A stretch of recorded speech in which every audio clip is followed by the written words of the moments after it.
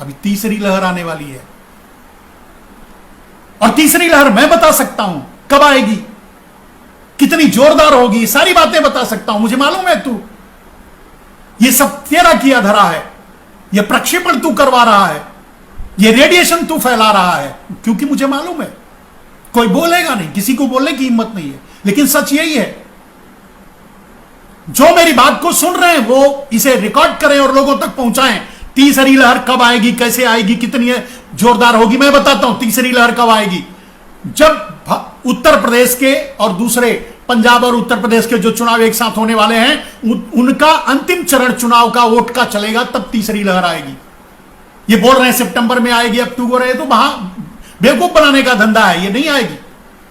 जब चुनाव हो जाएगा, उसके अंतिम चरण, जब चुनाव खत्म होने को होगा, तब आएगी तीसरी लहर।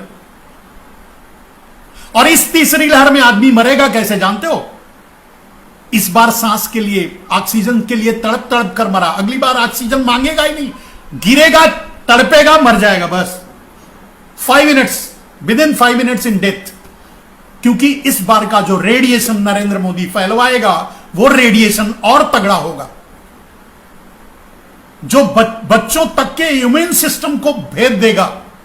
युवा 18 साल, 12 साल, 14 साल के बच्चों तक के इम्यून सिस्टम को भेद देगा, सांसें रोक देगा, शरीर से तुरंत ऑक्सीजन खत्म कर देगा। विज्ञान की दुनिया में, किसी महामारी में, किसी विज्ञान की दुनिया में, किसी भी विज्ञान में ऐसा नहीं है कि किसी के शरीर से ऑक्सीजन अगर खत्म होता है तो वो एकमात्र कारण होता है रेडिएशन। चैलेंज है, इस पर जवाब दे, मेरी इस बात का WHO जवाब दे, या ICMR भारत की संस्था जवाब दे कि यह सच है या गलत। किसी को भी ऑक्सीजन के बगैर मरेगा तभी जब उसके शरीर में रेडिएशन एक लेवल से बहुत ज्यादा आगे निकल जाएगा।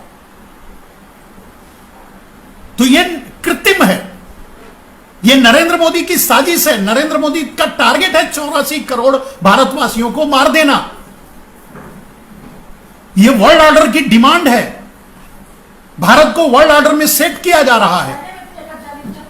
मरेंगे, आप भी मरोगे, हर घर में 3 आदमी मरेंगे, 5 लोगों का परिवार एवरेज माना जाता है।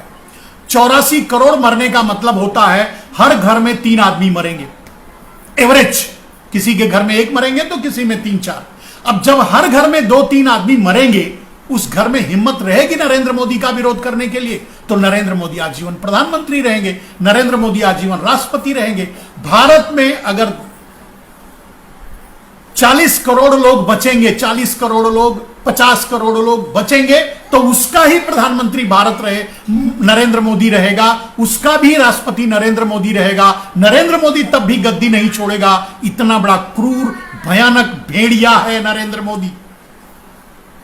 नरेंद्र मोदी को धक्के देकर उस गद्दी से उतारना पड़ेगा। भारत को बचाने के लिए हिम्मत है तो आगे आओ, वरना अपनी पीढ़ियों को गुलाम बनाने के लिए तैयार करो। उनकी मेंटालिटी को सेट करो, उनको बताना शुरू कर दो कि आगे तुम्हें कैसे जीना है। आगे तुम्हें जीना नहीं, आगे तुम्हें कुत्ते की मौत कैसे मरनी है, क्योंकि आगे नरेंद्र मोदी का शासनकाल है। नरेंद्र मोदी का शासनकाल कंटिन्यू करेगा।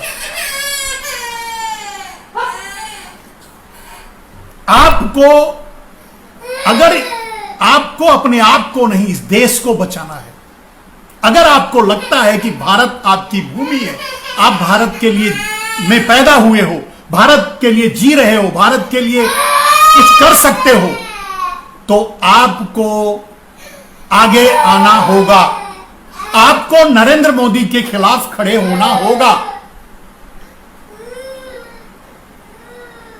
आपको नरेंद्र मोदी को गद्दी से हटाना होगा। मेरे दोस्तों, मुझे जो कहना था, मेरा जो विषय था वो ये था कि नरेंद्र मोदी भारत के प्रधानमंत्री नहीं है, अडानी अंबानी यानी मोदी शाह पारेख मेहता के CEO बन के रह गए हैं।